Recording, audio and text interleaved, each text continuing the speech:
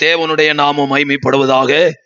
இந்த 6வது மாதத்தின் 4வது வாரத்திலும் கர்த்தருடைய ஆலயத்துல வந்து ஆண்டவரை தொழுது கொள்ள ஆராதிக்க தேவன் கொடுத்த அந்த நல்ல சந்தர்ப்பத்திற்காக கர்த்தருக்கு தோத்திரம். அல்லேலூயா, அல்லேலூயா, அல்லேலூயா. ஆண்டவருக்கு மகிமை உண்டாட்டும். இந்த நாள் செய்திக்காக எஸ்தரின் புஸ்தகம் 5ஆம் அதிகாரம் 2வது வசனத்தை வாசிக்கலாம்.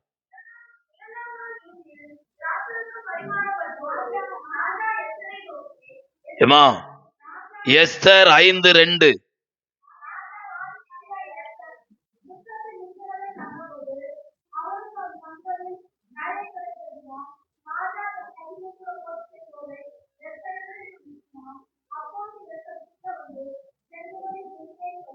போதும்.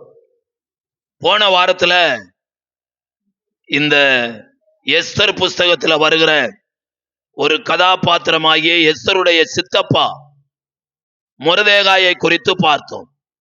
சாதாரண அரமனை காவலாளியாயிருந்த ஒரு மனிதனை ராஜாவுக்கு 2வது மனிதனாக உயர்த்தினார்.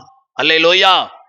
அந்த உயர்வுக்கு என்ன காரணம் அப்படின்னு மொர்தெகாயை குறித்து போன வாரத்துல நாம தேவனுடைய வார்த்தையை கேட்டோம்.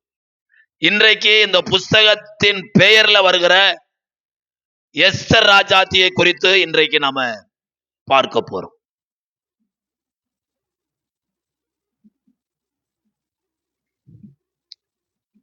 இப்போ வாசித்த 5ஆம் அதிகாரம் 2வது வசனத்துல எஸ்தர் முற்றத்தில் நிற்கிறதை கண்டபோது அவளுக்கு அவன் கண்களில் தயை கிடைத்ததினால் ராஜா தன் கையில் இருந்த பொற்செங்கோலை எஸ்தர் இடத்திற்கு நீட்டினான். அப்பொழுது எஸ்தர் கிட்ட வந்து செங்கோலின் நுனியை தொட்டாள். எஸ்தர் அப்படின்னு சொன்னா அதனுடைய அர்த்தம் என்ன, பொருள் என்ன அப்படின்னா நட்சத்திரம். எஸ்தர் அப்படின்னா என்ன பேரு? நட்சத்திரம்னு அர்த்தம்.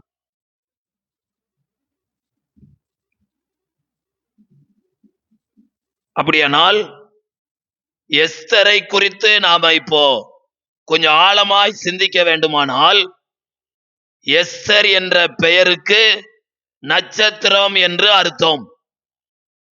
இப்ப நட்சத்திரத்தை குறித்து நாம மேல பார்த்தா தெரியுது. ஆனா அந்த நட்சத்திரத்தினுடைய மேன்மை, மகத்துவம், அது சிருஷ்டிக்கப்பட்ட நோக்கம் என்ன என்பதை நாம தெரிந்து கொள்ள வேண்டும். அல்லேலூயா, அல்லேலூயா, ஆமென். ஆதியாகமம் 1ஆம் அதிகாரம் 16வது வசனத்துல நட்சத்திரத்தை தேவன் எதற்காக உண்டு பண்ணினார் என்று நம்ம வாசிக்கிறோம். வாசிங்க.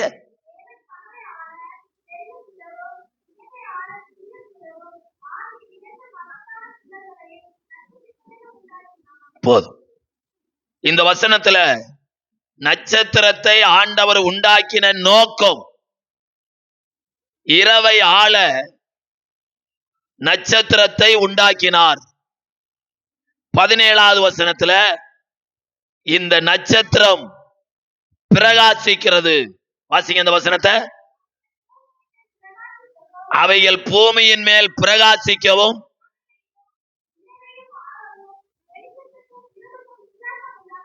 பகலையும் இருளையும் ஆளவும் வெளிச்சத்துக்கும் இருளுக்கும் வித்தியாசம் உண்டாக்கவும் தேவன் அவைகளை ஆகாய விரிவிலே வைத்தார். அல்லேலூயா, அல்லேலூயா. நல்லா கவனிங்க. என்னைக்கு ஆண்டவர் இந்த நட்சத்திரத்தை உண்டாக்கி ஆளுகை செய்யும்படியா வானத்துல வச்சாரோ, ஆண்டவர் வச்ச இடத்தை விட்டு அது ஒரு நாள் என்ன செய்யல, இடம் பெயர்ல. அல்லேலூயா, ஆமென். நட்சத்திரம் தன்னுடைய ஸ்தானத்தில் ஆண்டவருக்கு கீழ்ப்படிந்து அப்படியே இருக்கிறது. அது இரவு வந்த உடனே உலகத்தையே ஆளுகை செய்கிறது. எப்படி? தன்னுடைய வெளிச்சத்தினால. அல்லேலூயா. போன வாரம் வாசித்த சங்கீதத்திலே பார்த்தோம், அவைகளுக்கு பேச்சும் இல்லை, வார்த்தையும் இல்லை. கர்த்தருக்கு ஸ்தோத்திரம். ஆனால் அவைகள் தேவனை என்ன செய்கிறது? மகிமைப்படுத்துகிறது. சூரியன், சந்திரன், நட்சத்திரம் இவைகள் பேச்சு இல்லை, ஆனால் தேவனுடைய சிருஷ்டிப்பை மகிமைப்படுத்தி கொண்டே இருக்கிறது. அல்லேலூயா, அல்லேலூயா, அல்லேலூயா. இதனுடைய ஆவிக்குரிய அர்த்தம் என்ன அப்படின்னா, ஆண்டவர் அவருடைய வாக்கு தத்தத்துக்கு அந்நியராயிருந்தோம், அவருடைய காணி ஆட்சிக்கு புறம்பாயிருந்தோம். ஆண்டவர் நம்ம மேல தயை வைத்து நம்மளை ரட்சித்து அவருடைய பிள்ளையா மாற்றி நம்மள தேவனுடைய ஆலயத்துல நட்டி வச்சிருக்காரு. அல்லேலூயா, அல்லேலூயா. எதுக்கு ஆலயத்துல வந்து நட்டினார் அப்படின்னா, அவன் நீர்க்கால் ஓரமாய் நடப்பட்டு தன்காலத்தில் தன்கனியை கொடுத்து இலையுதராதிருக்கிற மரத்தை போல் இருப்பான் என்ற நோக்கத்தோடு கர்த்தர் நம்மளை தேவ சபையில வைத்திருக்கிறார். ரொம்ப பேரை வச்சாரு. கொஞ்சம் பேர் தோமா இப்பிரபஞ்சத்தின் மேல் ஆசை வைத்து என்னை விட்டு பிரிந்து போனான் அப்படின்னு பவுல் எழுதுறார் பார்த்தீங்களா? அதுபோல பல காரணங்களை சொல்லி ஆண்டவர் நட்டி வச்ச இடத்தை மறந்துட்டு அதை ரெண்டாவது தரமா நினைச்சு முதல் தரமா எதையோ நினைச்சு போயிட்டாங்க. அல்லேலூயா. தேவனுடைய நோக்கத்தை, சித்தத்தை அவங்க நிறைவேற்றாம போயிட்டாங்க. நல்லா கவனிங்க. ஆண்டவரை விட்டு வழி விலகி போகிறவங்கள பைபிள் அதிகமா பேசல. துன்பத்திலும் கஷ்டத்திலும் ஆண்டவருடைய கரத்தை பிடித்து கொண்டவங்களை குறிச்சு பைபிள் ரொம்ப பேசியிருக்கு. அல்லேலூயா. அதுல ஒரு புஸ்தகம் ரூத் புத்தகம். என்ன புஸ்தகம்? ரூத் புத்தகம். புருஷனோட 10 வருஷம் வாழ்ந்தாள். மோவாப் தேசத்துல நகோமியுடைய 2 பிள்ளைகளை என்னஞ்சிட்டாங்க? மரிச்சிட்டாங்க. முதல்ல நகோமியுடைய கணவர் மரிச்சார், அவள் விதவையானாள். 2வது ஓர்வால், ரூத்து இவங்களுடைய கணவர் மரித்து அவர்களும் விதவையாகிவிட்டார்கள். ஒரு குடும்பத்துல 3 புருஷனற்ற பெண்கள். அந்த குடும்பத்தினுடைய வேதனை எப்படி இருக்கும் கொஞ்சம் யோசனை பண்ணி பாருங்க. இந்த மாமியாருக்கு நல்ல ஒரு குணம் என்ன ஆச்சு அப்படின்னா, நம்ம வாழ்க்கை தான் இப்படி ஆச்சு, இந்த பிள்ளைகளுடைய வாழ்க்கையாவது மறுபடியும் துளிரட்டும் அப்படின்னு 4 முறை நீங்க போய்விடுங்க, உங்க ஜனத்திடத்துல, உங்க தேவர்களிடத்துல, உங்க ஊருக்கு திரும்பி போங்க அப்படின்னு சொல்றா நகோமி. ஆனா ஓர்பால் மாமிய வந்து கட்டி பிடிச்சி முத்தம் கொடுத்துட்டு போயிட்டு வரமுன்ட்டு போயிட்டா. இந்த ரூத்து தன் மாமி சொன்னதுக்கு பதிலாக மரணமே அல்லாமல் உங்களை என்னையை விட்டு பிரிக்க வேற எதுவுமே இருக்காது என்று தன் மாமியை உறுதியாய் பற்றி கொண்டாள். அந்த வார்த்தையை சொல்லுங்க. தன் மாமியை உறுதியாய் பற்றி கொண்டாள்.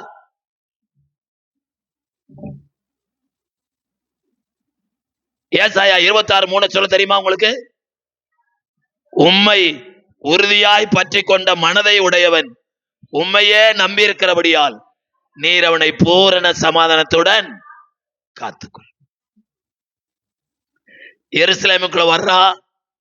ஒரு ஊருக்கு முதல்ல போனீங்கன்னா எது வடக்க எது தெற்க கிழக்க ஒண்ணுமே தெரியாது. ஆனா ஊருக்கு வந்த உடனே மாமியை பார்த்து சொல்ற, மாமி நான் வயல்வெளிக்கு போறேன். என்ன வாஞ்ச வந்துருச்சு? உழைக்கணும், வேலை செய்யணும், சம்பாத்தியம் பண்ணணும் அப்படிங்கிற வாஞ்ச வந்துச்சு. எந்த பக்கம் வயல்வெளி இருக்குது அது தெரியாது. ஆனா அந்த வாஞ்சையை கர்த்தர் பார்த்தார். நல்ல ஒரு வயல்வெளியில போய் விட்டார். அல்லேலூயா, அல்லேலூயா. அந்த வயல்வெளி யாருக்குள்ளதுமா? போவாஸ். அவன் கண்கள்ல அவளுக்கு தயவு கிடைத்தது. குறிப்பா மறந்து வேற போய்கிட்டு இருக்கேன்.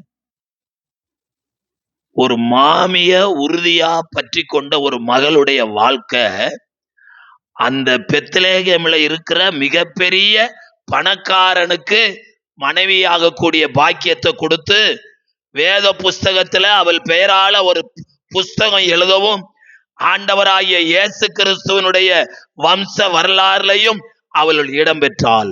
அல்லேலூயா, அல்லேலூயா. அந்த ஆண்டவர் இன்றைக்கு மாறி போகவில்லை, அவர் இன்றைக்கு உயிரோடு இருக்கிறார். அல்லேலூயா. தேவ பிள்ளையே, என்ன பிரச்சனை போராட்டம் வந்தாலும் இந்த எஸ்தரை போல ரூத்தை போல ஆண்டவரை நாம் உறுதியாய் பற்றி கொள்வோமானால் நம்முடைய வாழ்க்கை பேசப்படும், நம்முடைய வாழ்க்கை எழுதப்படும், நம்முடைய வாழ்க்கை சரித்திரம் படைக்கும். அல்லேலூயா, அல்லேலூயா. நட்சத்திரம் என்றால் பிரகாசிக்கும். பிரகாசிக்கும்படியாய் வானத்துல வைத்தார். இதுவரைக்கும் எனக்கு போர் அடிக்குது, நான் வேற பக்கம் போறேன், பூமியில போயிருக்கிறேன், இல்ல வேற கோள்கள்லாம் இருக்குல்ல அங்க போயிருக்கிறேன், அது சொல்லவே சரி. ஆண்டவர் எந்த இடத்துல வச்சாரோ அந்த இடத்துல அங்கேயே இருக்குது. அல்லேலூயா. கர்த்தர் நம்ம சபையில இணைஞ்சிருக்கிறார், நட்டி வச்சிருக்கிறார். எதுக்காக?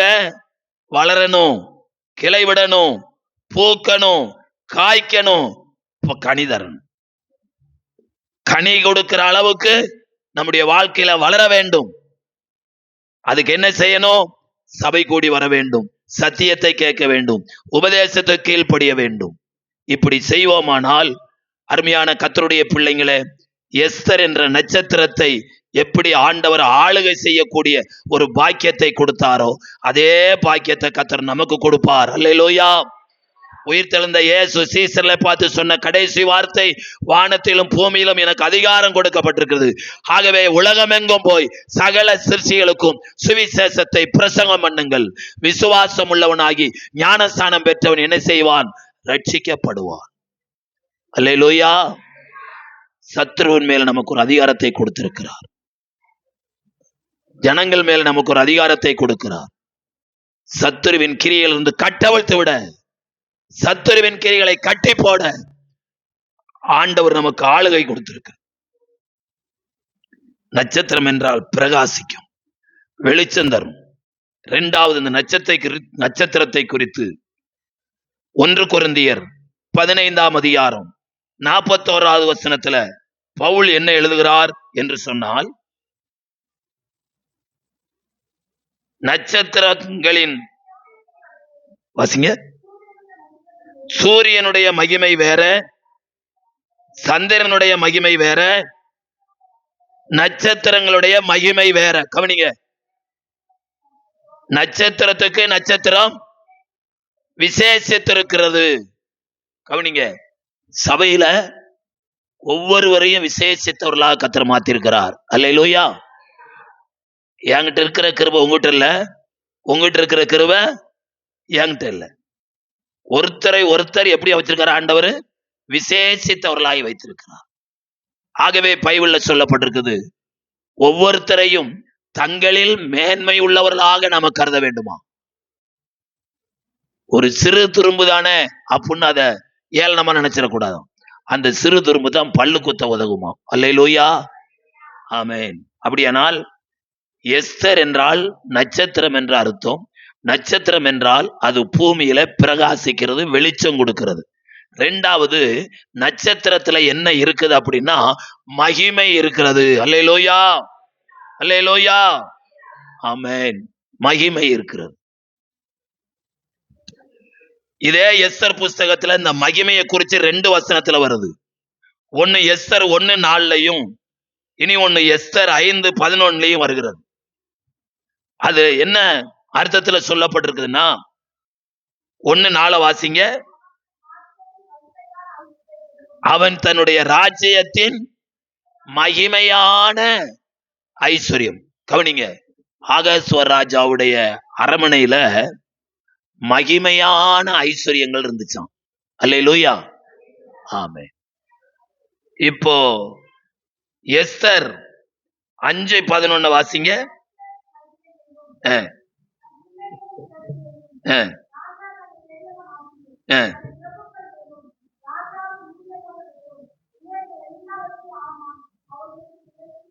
போதும். இந்த 2 இடத்துலயுமே ஐஸ்வர்யத்தின் மகிமை, ராஜ்யத்தின் மகிமை அழியக்கூடியது அப்படிங்கிற அர்த்தத்துல அங்க இருக்குது. ஆனா நாம எஸ்தரை போல, நட்சத்திரத்தை போல நாம் இந்த உலகத்துல வெளிச்சமா இருக்க வேண்டும் என்பதற்காகத்தான் சீசர்களை பார்த்து சொன்னார், நீங்கள் உலகத்துக்கு வெளிச்சமா இருக்கிறீர்கள். அப்படியானால் நம்மிடத்துல வெளிச்சம் இல்லை, ஆண்டவரிடத்துல வெளிச்சத்தை நாம் பெற்றுக்கொள்ள வேண்டும். அல்லேலூயா. தேவனுடைய மகிமை நம்மில காணப்பட வேண்டுமானால் நாம் என்ன செய்ய வேண்டும்? 2 நாளாகம புஸ்தகம் 7ஆம் அதிகாரம் 1 வசனத்தை வாசிங்க.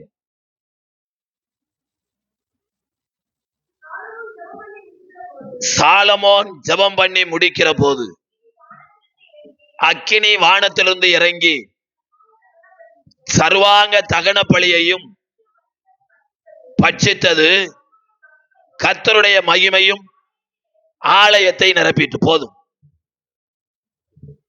நட்சத்திரம் பிரகாசிக்கிறது, நட்சத்திரம் மகிமை உள்ளது. நீங்களும் நானும் இந்த நட்சத்திரத்தை போல பிரகாசிக்கிறவர்களாய் மகிமை உள்ளவர்களாய் இருக்க வேண்டும். எஸ்தருடைய பூர்வம் என்ன? அம்மா அப்பா செத்துட்டாங்க, சித்தப்பா இவள் எடுத்து வளர்க்கிறார்.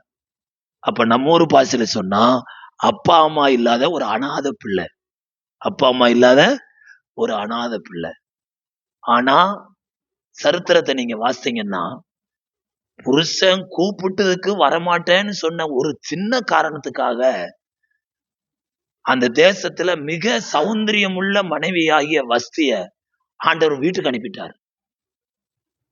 ஆனா அதுக்கு பின்புறம் என்ன நடந்துச்சு அப்படின்னா, ஒரு தாய் தகப்பன் இல்லாத பிள்ளைய 127 நாட்டை ஆளுகை செய்யும்படியான அதிகாரத்துக்குள்ள கொண்டு வரும்படியா வஸ்திய வீட்டுக்கு அனுப்புனாரு, எஸ்தர் அரமனைக்கு அனுப்பிட்டார். அல்லேலூயா, அல்லேலூயா. எஸ்தரை போல ஆயிரக்கணக்கான வாலிப பிள்ளைங்க அங்க வந்திருந்தாங்க. ஆனா எஸ்தர் அந்த வரிசையில நிற்கும் போது ராஜா கிரீடத்தை எடுத்து வர்றாரு. ராஜாவுடைய கண்கள்ல எஸ்தருக்கு என்ன கிடைச்சது? தயை கிடைத்தது. ஒரு தாயுதப்பில்லாத ஒரு அனாதை பிள்ளைய 127 நாட்டுக்கு ராணியா மாற்றக்கூடுமானால் நம்முடைய தேவன் நம்மையும் நாம வாஞ்சிக்கிற விரும்புகிற எந்த காரியமானாலும் 138வது சங்கீதம் கடைசி வசனத்துல சொல்லப்பட்ட வாக்குத்தத்த வசனத்தின்படி கர்த்தர் எனக்காக யாவையும் செய்து முடிப்பார். அல்லேலூயா. இந்த கர்த்தருடைய வார்த்தையை கேட்டுக்கொண்டிருக்கிற கர்த்தருடைய பிள்ளைங்களே, ஆண்டவரிடத்துல என்ன எதிர்பார்ப்போடு வந்திருக்கீங்க? உங்க எதிர்பார்ப்பை ஆண்டவர் நிறைவேற்றுவார். அல்லேலூயா, அல்லேலூயா, ஆமென். 25வது சங்கீதம்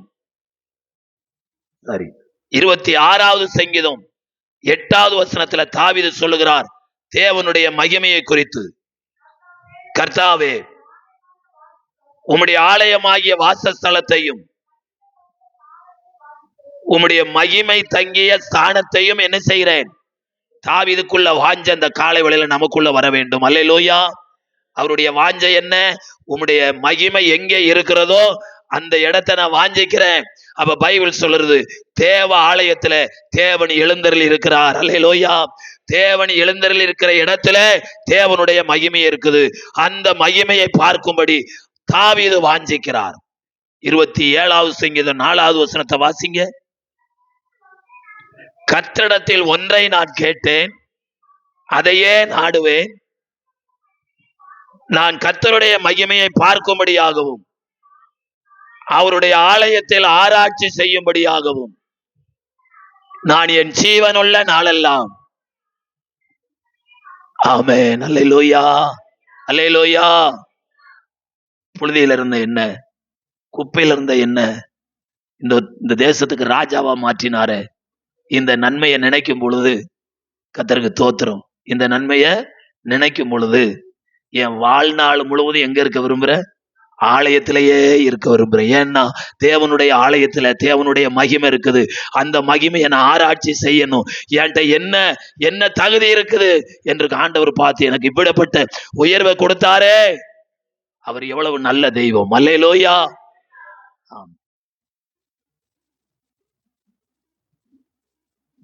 வாழ்நாளெல்லாம் கர்த்தருடைய ஆலயத்துல இருக்க விரும்புகிறேன். அப்படியானால் இந்த மகிமையை நாம பெற்றுக்கொள்ள தேவ சமூகத்தை வாஞ்சித்து வர வேண்டும். ரோமர்கள் நிருபம் 2ஆம் அதிகாரம் 7வது வசனத்துல சங்கீதக்காரன் சொல்லுகிறார். 10வது வசனம் 7ம் 10ம் வாசிங்க.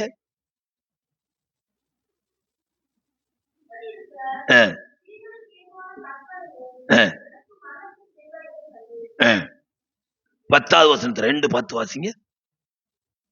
ரோமர் 2:10.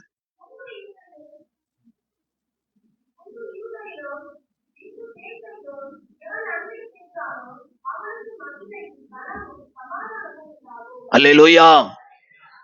அப்ப தாவீது மகிமையை வாஞ்சித்தாமனா அவனுக்கு என்ன உண்டாயிருக்குது? 3 காரியம். 1 மகிமை, கணம், சமாதானம். அருமையான கர்த்தருடைய பிள்ளைங்களே, கர்த்தருடைய ஆலயத்தை வாஞ்சிக்கிறவங்க, தேவ மகிமையை வாஞ்சிக்கிறவங்கள இந்த 3 ஆசீர்வாதங்களால கர்த்தர் நிரப்புகிறார். அல்லேலூயா. எவன் நன்மை செய்கிறானோ அவனுக்கு என்ன கிடைக்கும்? மகிமை கிடைக்கும். நீங்க தேவனுடைய மகிமையினால நிரப்பப்பட்டீங்கன்னா உங்க சரீரத்தில் இருக்கிற அவயங்கள் எது பழுதுபட்டு இருந்தாலும் அது புதிய இருதயமா மாறும். அல்லேலூயா, அல்லேலூயா. ஆமென். அதுக்கு பேர் தான் தெய்வீக சுகம். தேவனுடைய மகிமை நம்ம மேல பட்டுச்சுன்னா, தேவனுடைய மகிமை நமக்குள்ள இறங்கி வந்துச்சுன்னா நமக்குள்ள இருக்கிற எல்லா குறைவுகளும் அகன்று போகும். அல்லேலூயா. கொலோசியர் நிருபம் 1ஆம் அதிகாரம் 27வது வசனத்துல, கொலோசியர் 1:27 வாசிங்க.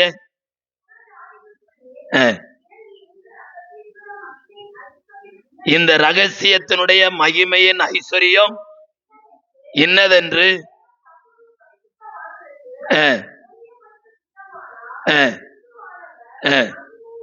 கிறிஸ்துவானவர் மகிமையின் நம்பிக்கையாக உங்களுக்குள் இருப்பதே அந்த ரகசியம். அல்லேலூயா, அல்லேலூயா. ரகசியத்தை சொல்றார். என்ன ரகசியம்? கிறிஸ்து நமக்குள்ள மகிமையா இருக்கிறார். அல்லேலூயா.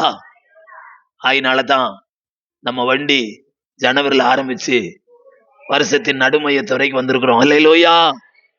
நம்ம வயசை விட கொஞ்சமானவங்க, நம்மளை விட திடகாத்திரமானவங்க எத்தனையோ பேர் போயிட்டாங்க. அல்லேலூயா. ரகசியம் என்ன? இயேசு கிறிஸ்து மகிமையாய் எனக்குள்ள இருக்கிறார். அல்லேலூயா. இந்த மகிமையை நான் ஒரு நாளை இழந்து விடக்கூடாது. அல்லேலூயா. அப்ப என்ன செய்யணும்? மகிமையின் மேல் மகிமை அடைய வேண்டும். அல்லேலூயா. கர்த்தருக்கு ஸ்தோத்திரம். நட்சத்திரம். எஸ்தர் என்றால் நட்சத்திரம். நட்சத்திரம் பிரகாசிக்கிறது. நட்சத்திரம் மகிமை உள்ளது. கர்த்தருக்கு ஸ்தோத்திரம். இந்த நட்சத்திரத்தை போல நாம வெளிச்சமா இருக்கணும், மகிமையா இருக்கணும், மகிமையை வாஞ்சிக்கணும், மகிமையினால நிரப்பப்படணும் என்றெல்லாம் நாம பார்த்தோம். நாம நன்மை செய்தா ஆட்டோமேட்டிக்கா அந்த மகிமையை கர்த்தர் நமக்கு என்ன செய்யறாரு? கொடுக்கிறார். இந்த நட்சத்திரத்தை குறித்து ஆதியாகமம் 27:17வது வசனத்திலையும் 26:5 ஆண்டவர் என்ன சொல்கிறார்? வாசிங்க. 22:17.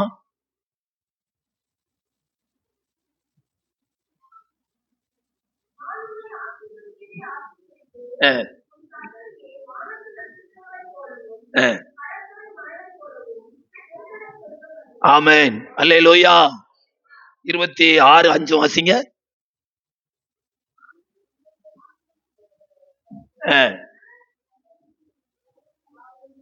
கவனிங்க, ஒரு காரியம் 2 சாட்சினால என்ன செய்யப்படும்? உறுதிப்படுத்தப்படும். இப்ப 2 இடத்துல நட்சத்திரத்தை குறித்து என்ன சொல்றாரு அப்படின்னா, நட்சத்திரத்தை போல பெருக பண்ணுவேன். அல்லேலூயா. ஆபிரகாம வீட்டுக்கு வெளியே வாப்பா அப்படின்னாரு. வீட்டுக்கு வெளியே வந்தான். வானத்தை பாரு, வானத்தை பார்த்தான். இந்த நட்சத்திரத்தை என்ன கூடுமா? என்ன முடியாதுப்பா. அப்படின்னா உன் சந்ததி எப்படியா இருக்கும்? மனிதர்களால என்ன கூடாத அளவுக்கு இருக்கும். அல்லேலூயா. அதை நம்ம ஊர் வார்த்தையில சொன்னா நட்சத்திரம் என்றால் பெருக்கத்துக்கு அடையாளமா இருக்குது. அல்லேலூயா. ஆண்டவருடைய பிள்ளைங்க ஆவிக்குரிய வாழ்க்கையில விசுவாசத்துல பெருக வேண்டும், வேத வாசிப்புல பெருக வேண்டும், நன்மை செய்வதில் பெருக வேண்டும், தேவனை ஆராதிப்பதில பெருக வேண்டும், பரிசுத்தத்துல பெருக வேண்டும், தேவனுக்கு கொடுப்பதில பெருக வேண்டும். எல்லா காரியத்துல கர்த்தர் நம்மை பெருக செய்வாராக. அல்லேலூயா. எண்ணி முடியாத அளவுக்கு ஆண்டவருடைய பிள்ளைகள் சகல காரியத்திலும் என்ன செய்வார்களாக? பெருக பண்ணுவார்கள். ஒரே ஒரு காரியத்தை நான் தீர்க்கதரிசனமா சொல்றேன். இங்க இருக்கிற அத்தனை பேருடைய பீரோல்லையும் என்ன கூடாத அளவுக்கு என்ன இருக்கு? ட்ரெஸ் இருக்குது. அல்லேலூயா. அது ஒரு பெருக்கம் தானே? அது ஒரு பெருக்கம் தானே? ஆமென். அல்லேலூயா. அதெல்லாம் அழிந்து போற பெருக்கம். நான் சொல்றது அழியாத பெருக்கம். தேவனுடைய அழைப்பும் தேவனுடைய வரங்களும் அழியாதவைகள், மாறாதவைகள். அல்லேலூயா. தாவீதை போல் அந்த வரங்களை, அந்த வல்லமைகளை, அந்த மேன்மையை, அந்த மகிமையை நாம வாஞ்சித்தால் சங்கீதம் 20:4 கர்த்தருடைய மனவிருப்பத்தின்படி தந்தரளி உம்முடைய ஆலோசனைகள் எல்லாம் என்ன செய்வார்? நிறைவேற்றுவார். எஸ்தர் என்றால் நட்சத்திரம் என்ற அர்த்தம். நட்சத்திரம் என்றால் பிரகாசிக்கிறது. நட்சத்திரம் என்றால் இருக்கிற இடத்துல நிலைத்திருப்பது, இடம்பெயராமல் என்ன செய்வது? நிலைத்திருப்பது. நீங்கள் நானும் கனி கொடுக்கணும். என்ன செய்யணும்? என்னில நீங்கள் நிலைத்திருங்கள், மிகுந்த கனிகளை கொடுப்பீர். 3வது, நட்சத்திரம் என்றால் மகிமை உள்ளது. தேவனுடைய மகிமையினால நம்ம என்ன செய்யப்பட வேண்டும்? நிரப்பப்பட வேண்டும். நிரப்பப்பட வேண்டும். தேவனுடைய மகிமை நமக்குள்ள பூரணமாயிருந்தா நம்முடைய பலவீனங்கள் தன்னாடி அகன்று போகும். அல்லேலூயா. ஆமென். மகிமை பெருக்கத்துக்கு, நட்சத்திரம் பெருக்கத்துக்கு அடையாளமா இருக்கு. நீங்க கூட இன்னைக்கு நைட் எண்ணி பாருங்க, எண்ணக்கூடாத அளவுக்கு நட்சத்திரங்களை கர்த்தர் வச்சிருக்கிறார். இதுல என்ன ஒரு ஆச்சரியம்னா, ஒவ்வொரு நட்சத்திரங்களுக்கும் ஆண்டவர் பெயர் வச்சிருக்காராம். அந்த பெயரை சொல்லிதான் கூப்பிடுறாராம். அல்லேலூயா. பார்த்தீங்களா? அப்ப நம்முடைய தேவனுடைய ஞானம் எவ்வளவு மேன்மையானது. எண்ணக்கூடாத அளவுக்கு நட்சத்திரங்களை வச்சு அத்தனை நட்சத்திரத்துக்கும் என்ன வச்சிருக்கிறாரு? பேர் வச்சிருக்கிறார். அதை பேரை சொல்லி அழைக்கிறார். அப்ப நீங்களும் நானும் ஆண்டவருக்கு முன்பாக நட்சத்திரம் இருந்தோம்னா நமக்கு ஒரு பேர் இருக்குது. அல்லேலூயா. அல்லேலூயா. அவர் நம்மை பேர் சொல்லி அழைக்கிற தேவன். தோத்திரம். 3வது குறிப்பு என்ன அப்படின்னா, எஸ்தர் 2:17 வாசி. ராஜா சகல ஸ்திரீகளை காட்டிலும் எஸ்தர் மேல் என்ன வைத்தான்? அன்பு வைத்தான். இப்ப எஸ்தரை குறித்த 3வது குறிப்பு என்னன்னா, ராஜாவுடைய அன்புக்குரியவளாய் மாறிவிட்டாள். அல்லேலூயா. அல்லேலூயா. தகப்பனிடத்துல கிடைக்காத அன்பு, தாயினிடத்துல கிடைக்காத அன்பு, உடன்பிறத்தவரத்துல கிடைக்காத அன்பு, ஆனால் ராஜாவுக்கு முன்னாடி போகும்போது ராஜாவுக்கு இவள் அன்புக்குரியவளாய் மாறிவிட்டாள். அல்லேலூயா. அல்லேலூயா. இயேசுவுக்கு எத்தனை சீசர்கள்? 12 சீசர்கள். இந்த 12 பேர்ல ஒருத்தனை பைபிள் கோடிட்டு சொல்லுகிறது, யோவான் அன்பின் சீசன். அல்லேலூயா. எங்க சாய்ந்திருந்தானா? இயேசு கிறிஸ்துடைய மார்பிலே சாய்ந்திருந்தான். கர்த்தருடைய பிள்ளைங்களே, நீங்களும் நானும் சபைக்கு வர்றது பெரிதல்ல. இந்த சபையில சத்தியத்தை கேட்டு நீங்களும் நானும் இயேசுவுக்கு அன்புக்குரியவர்களாய் மாற வேண்டும். அல்லேலூயா. அல்லேலூயா. அன்பு கூறுவேன், இன்னும் அதிகமாய் ஆராதிப்பேன்.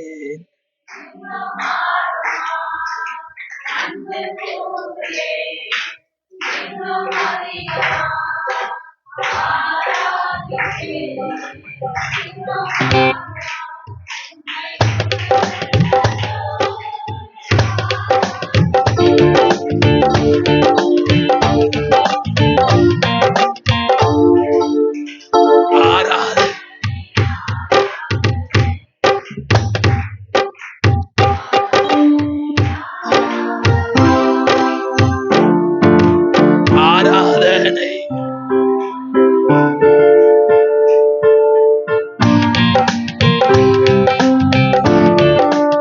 எபினேசரே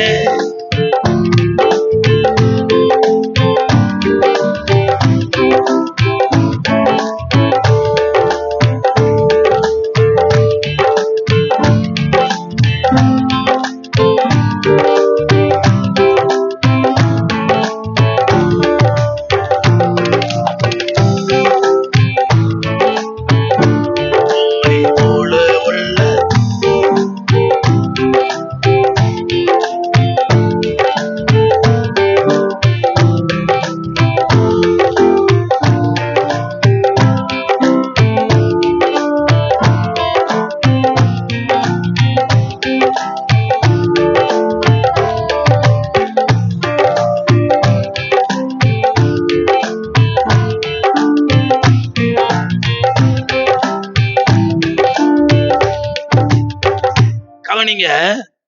உண்மையிலேயே ஒரு தேவ பிள்ளை, ஒரு விசுவாசி ஆண்டவரை எப்படி நேசிக்க முடியும்? வசனம் சொல்லுகிறது 1 யோவான் 2:4-5 வாசிங்க.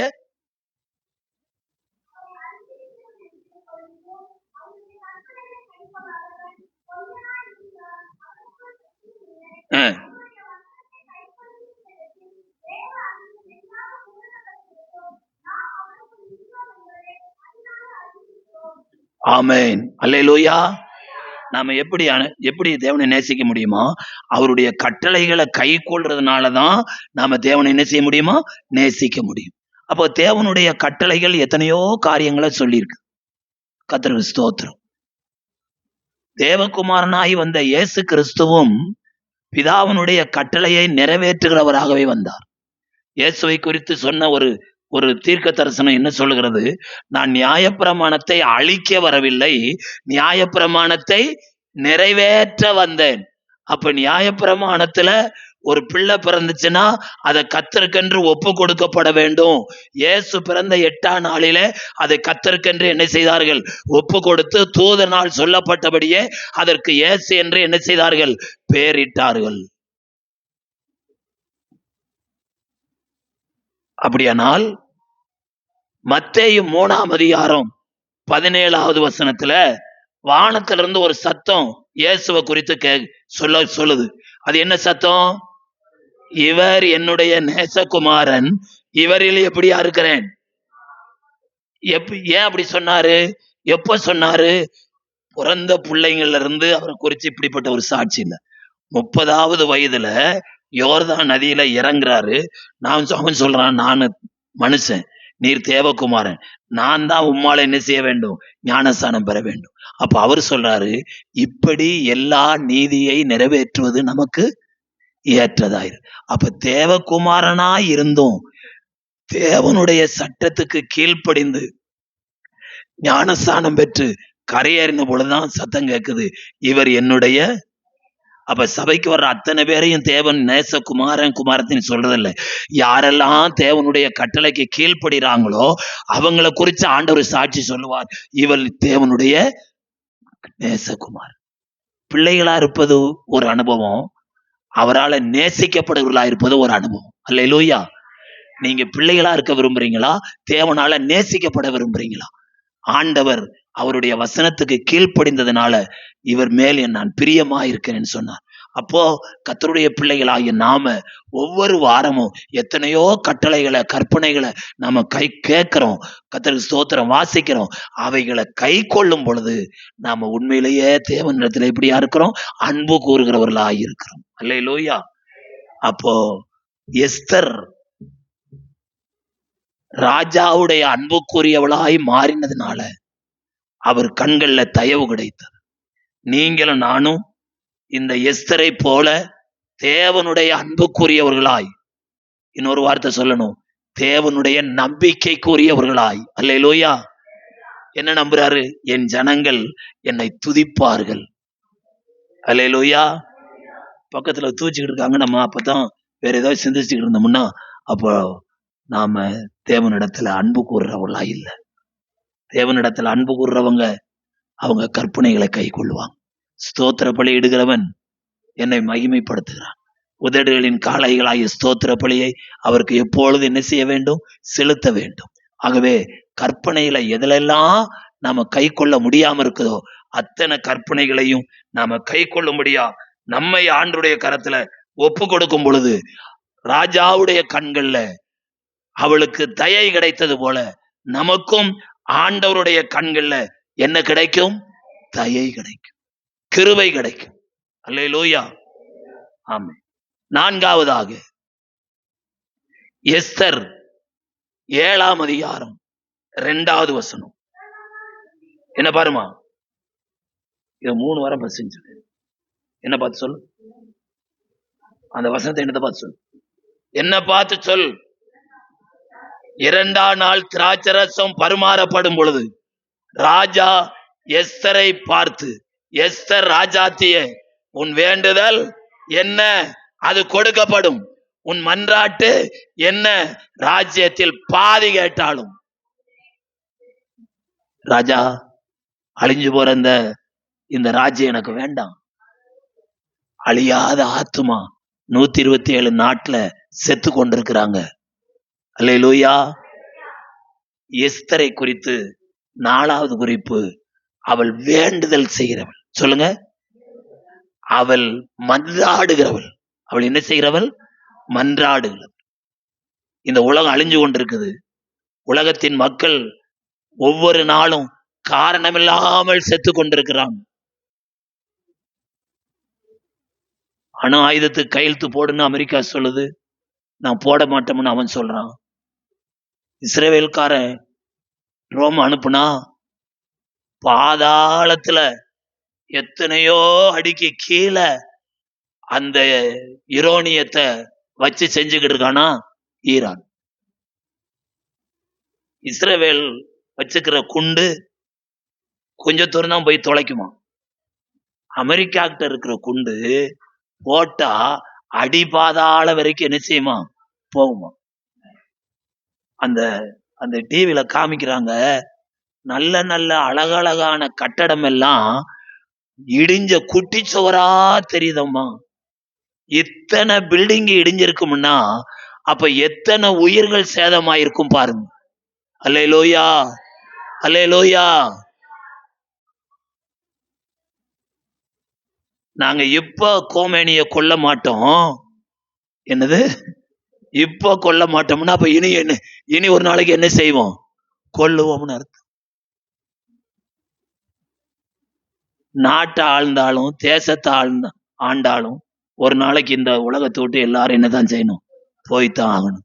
ஆனால் இயேசு வந்த நோக்கம், மனுஷன் உலகம் முழுவதையும் ஆதாயப்படுத்தி கொண்டாலும் தன் ஜீவனை நஷ்டப்படுத்தினால் அவனுக்கு லாபம் என்ன?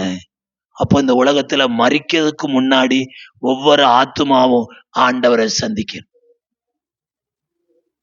இந்த தெருவுல ஒரு சாவு போகுதுன்னா குடிகார பேக ஆடுற ஆட்டத்தை பார்த்தீங்கன்னா ஐயோ அப்படி ஆடுறாங்க.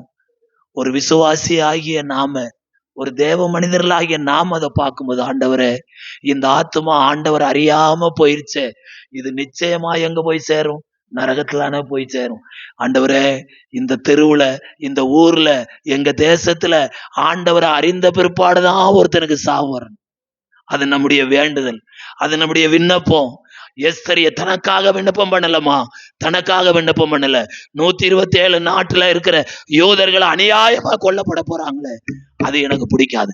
அந்த ஆத்துமாக்களை ரட்சிக்க வேண்டும், அந்த ஆத்துமாக்களை பாதுகாக்க வேண்டும். யோபனுடைய ஆசீர்வாதத்திற்கு என்ன காரணம்?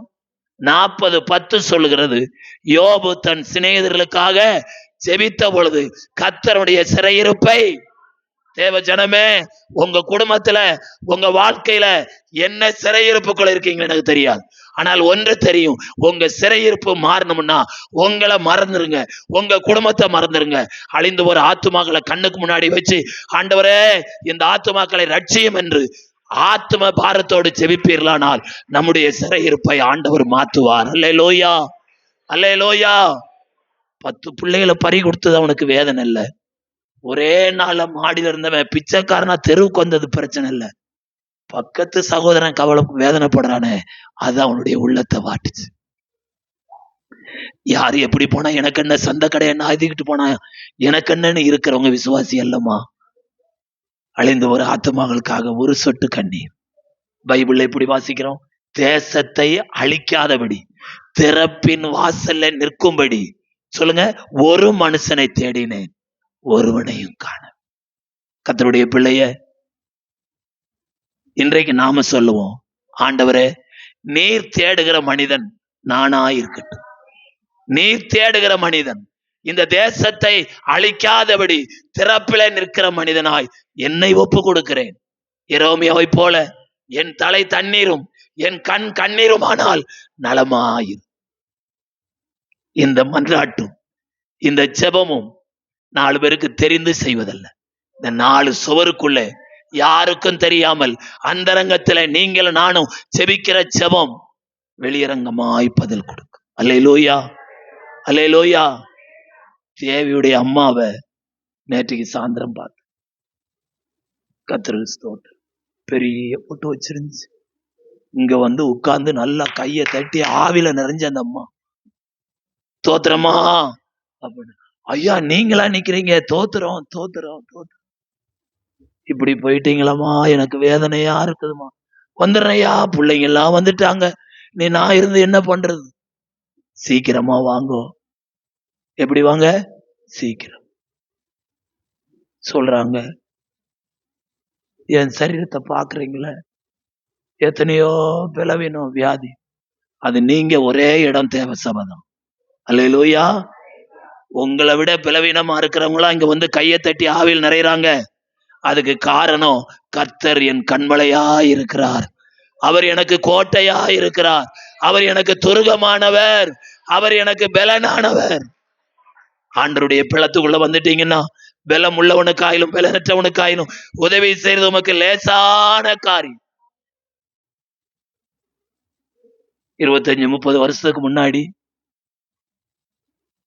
கிரேஸ் கான்வென்ட்ல ஜிபிஎஸ் ராபிசனை வச்சு ஒரு கூட்டம். அந்த கூட்டம் முடிஞ்சிட்டு அவர் எல்லாருக்கும் ஜெபம் பண்றாரு, கையை நீட்டுறாரு. மாலசுந்தரி இப்படி லேசா கை தட்டுச்சு, அப்படியே நவுண்டுச்சு. பக்கத்துல மேடம் இருக்கிறாங்க. யாருங்க? ஸ்கூல் மேடம் இருக்கிறாங்க. அவர் கொஞ்சம் தள்ளி கொண்டு போய் கைய வச்சார், அவ்வளவுதான். மேடத்தை ஒரு அடி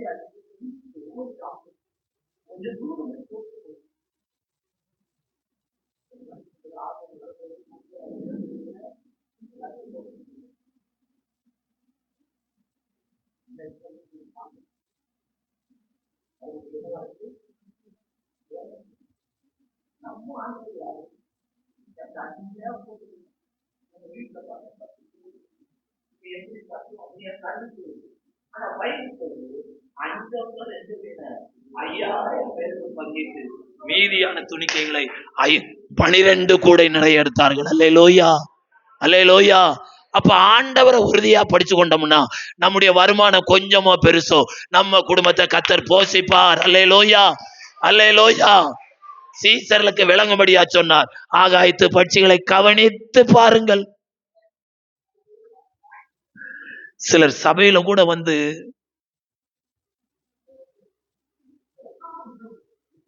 கப்பலே கவுந்தது மாதிரி கண்ணத்துல கை வச்சுக்கிட்டு இருக்குதுங்க. எந்த குருவியாவது ஒரு காலை எடுத்து ஒரு காலை கண்ணத்துல வச்சு நிக்காம பாருங்க, சுதந்திரமா பறக்கு. அல்லேலூயா. ஒரு மாம்பழம் 250 ரூபாய் சொல்றான், ஒரு மாம்பழம் 150 ரூபாய் சொல்றான், ஒரு மாம்பழம் 600 ரூபாய் சொல்றான். அடா பாவிங்கள, நான் பார்த்துட்டே போயிடுறேன்ப்பா. அந்த பறவைக சுதந்திரமா போய் கொத்தி கொத்தி சாப்பிடுது. அல்லேலூயா. ஆகாயத்து பட்சிகளை கவனித்து பாருங்கள். விதைக்கல, அறுக்கல, சேர்த்து வைக்கல, அதையும் பரமபிதா என்ன செய்கிறார்? விலை போட்டுகிறார். அல்லேலூயா. கர்த்தருடைய பிள்ளையே, உங்களை என்னையும் தேவ சாயலாக உண்டாக்கப்பட்டு அவருடைய ரத்தத்தினால கழுவப்பட்ட உங்களை என்னையும் நடுத்தருல விட்டுருவாரா? நம்ம குடும்பத்தை கைவிடுவாரா? நம்மளை பட்டினியா போடுவாரா? முடியாது. ஆகாயத்து பட்சிகளை பார்க்கலாம், நீங்கள் எவ்வளவோ விசேஷித்தவர். அல்லேலூயா, அல்லேலூயா.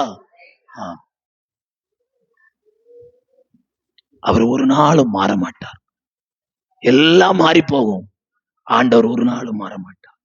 ஆகவே நீங்களும் நானும் எஸ்தரை போல வேண்டிக் கொள்ளுகிறவர்களாய், மன்றாடுகிறவர்களாய் காணப்படும். ஆசீர்வாதத்தின் ரகசியமே இந்த மன்றாட்டிலையும் இந்த வேண்டிக் கொள்ளுந்தார். ஏசாலைக்கார ஊழியம் எப்படி ஆரம்பிக்கப்பட்டது? செய்தி சொல்லிட்டு முன்னாடி வர்றவங்களுக்கு 4 பேருக்கு ஜெபம் பண்ணி அனுப்புனார். கிரீன்வேல் சாலையில ஜெப கோபுரம்னு ஒண்ணு கட்டினார். இன்னைக்கு பாருங்க, உலகம் முழுவதும் டவர் ஜெபிக்கிறான். கோயம்புத்தூர்ல மிகப்பெரிய யூனிவர்சிட்டி, அம்புட்டு இதனால வந்தது, ஜெபத்தினால வந்தது. அல்லேலூயா, அல்லேலூயா. அப்ப நல்லா கவனிச்சுக்கிடுங்க, ஜெபத்தின் மேல நம்பிக்கையா இருக்கிற எந்த ஒரு தேவ பிள்ளையும் இந்த பூமியில வெட்கப்பட்டு போகிறதே இல்லை. எதை குறிச்சும் கவலைப்பட வேண்டிய அவசியமே இல்லை. ஜெபத்தினால நீங்களும் நானும் எதையும் சாதிக்கலாம். அல்லேலூயா, அல்லேலூயா. ஆகவே நம்முடைய வாழ்க்கையில ஜெபத்துக்கு முக்கியத்துவம் கொடுப்போம். ஜெபத்தினால முடியாத காரியம் ஒன்றுமே இல்லை.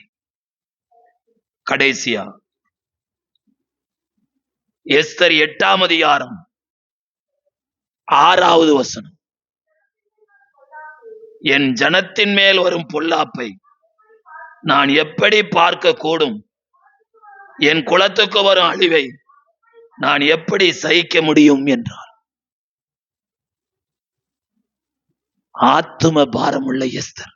சொல்லுங்க, ஆத்தும பாரமுள்ள எஸ்தர். யார் எப்படி போனான்னு? நான் அரண்மனை வாழ்க்கை, அரண்மனையில் எனக்கு நல்ல சொகுசான வாழ்க்கை, எனக்கு எந்த கவலையும் கிடையாது, எந்த தேவையும் கிடையாது. அப்படி நினைச்சா எஸ்தர் வாழ்ந்திருக்கலாம். 127 நாட்டுல வாழ்ந்த யூதர்கள் இன்னைக்கு அந்த ஜாதி எல்லாம் அழிக்கப்பட்டிருக்கும். அல்லேலூயா, ஆமென்.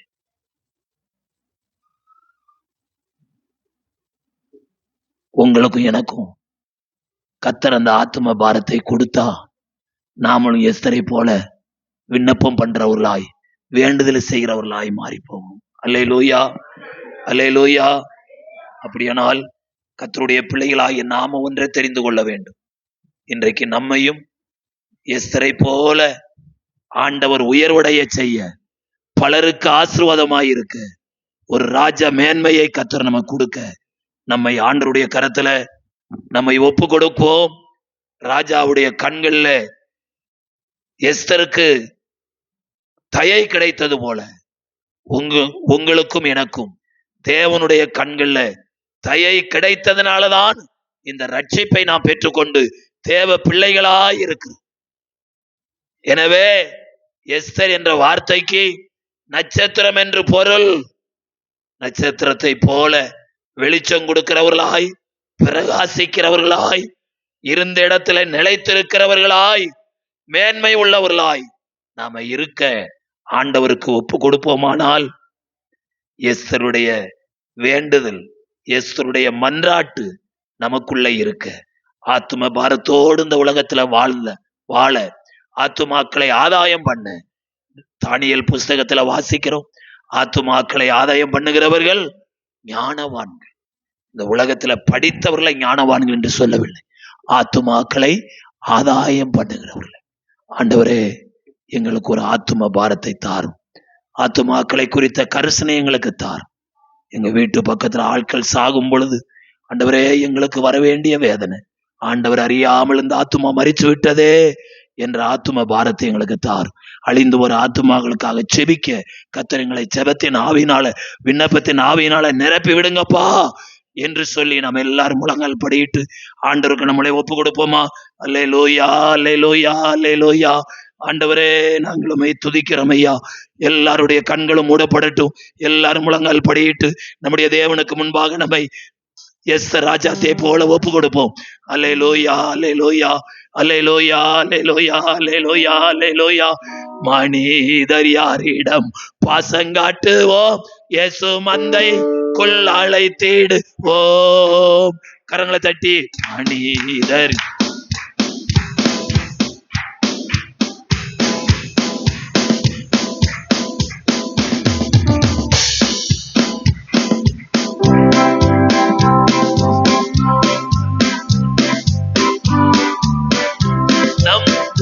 ராஜா வேகம் வா. ஆமென்.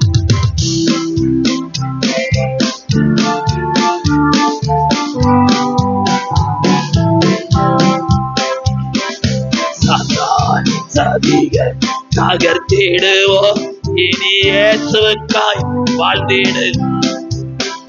ஆமென்.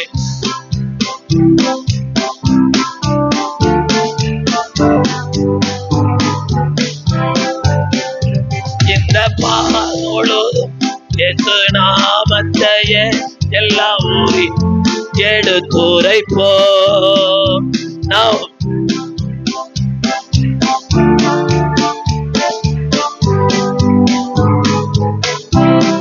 ஆமென்.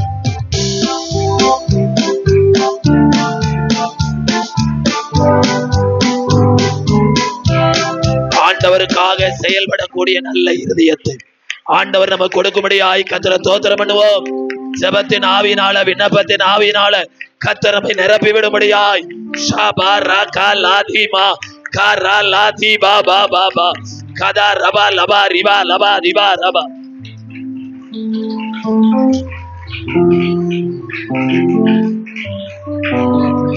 அல்லேலூயா, அல்லேலூயா, அல்லேலூயா, அல்லேலூயா. ரிபா லபா திபா ரபா லபா திபா ரபா லபா.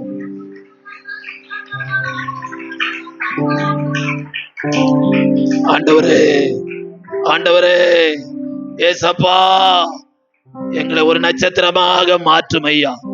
எங்களை பிரகாசிக்கிறவர்களாக மாற்றும்.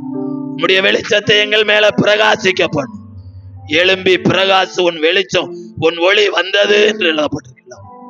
ஆண்டவருடைய பிள்ளைகளுடைய நன்மையினால நிரப்பு, உடைய மகிமையினால நிரப்புங்க.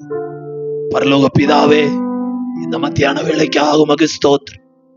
இந்த நாளில் உம்முடைய சமூகத்தில் நாங்கள் கூடி வர, கர்த்தரை தொழுது கொள்ள, தேவனுடைய வார்த்தையை கேட்க ஆண்டவர் எங்களுக்கு கொடுத்த அந்த நல்ல சந்தர்ப்பத்திற்காக உமக்கு நன்றி செலுத்தும். தாராள பங்குண்ட அத்தனை தேவ பிள்ளைகளை தனித்தனியா பேர் பெறாய் தொட்டு ஆசீர்வதிங்கப்பா. ஆண்டவரே, நாங்கள் வாழுகிற பகுதியில ஆத்துமாக்களை குறித்த ஒரு பாரத்தை எங்களுக்கு கட்டளையிடுவீராக. வந்த முடிய பிள்ளைகள் ஒவ்வொருவரையும் உடைய அபிஷேகத்தால நிறைத்து ஆத்தும பாரத்தோடு அனுப்புவீராக. நீர் பெருகவும் நாங்கள் சிறுக வேண்டுமா ஆயிடுச்சு. இந்த வாரம் முழுவதும் உடைய பிள்ளைகளுடைய வேலை ஸ்தலத்துல போக்கிலும் வரத்திலெல்லாம் கர்த்தர் பாதுகாத்து கொள்ளும், வழி நடத்தும். எங்களை தாழ்த்துகிறோம். நீர் பெருகவும் நாங்கள் சிறுக வேண்டுமா ஜெபிக்கிறோம். ஏசப்பா மூலம் ஜெபிக்கிறோம் நல்ல பிதாவே, ஆமேன். என் ஆத்துமாவே முழு உள்ளமே பரிசுநாமத்தை தோத்து, என் ஆத்துமாவே கர்த்தரை தோத்து, அவர் செய்த சகல உபகாரங்களையும் மறவாது. ஆமேன். நம்முடைய கர்த்தராயிருக்கிற இயேசு கிறிஸ்துனுடைய கிருபையும் பிதாவாகிய தேவனுடைய அன்பும் பரிசுத்த ஆவியானவருடைய அந்யோன்ய ஐக்கியம் நம் அனைவரோடும் ஆண்டவருடைய வருகை மட்டும் இருப்பதாக. ஆமேன், ஆமேன். அல்லேலூயா, அல்லேலூயா. ஆண்டவர் உங்களை ஆசீர்வதிப்பாராக. ஸ்தோத்திரம்.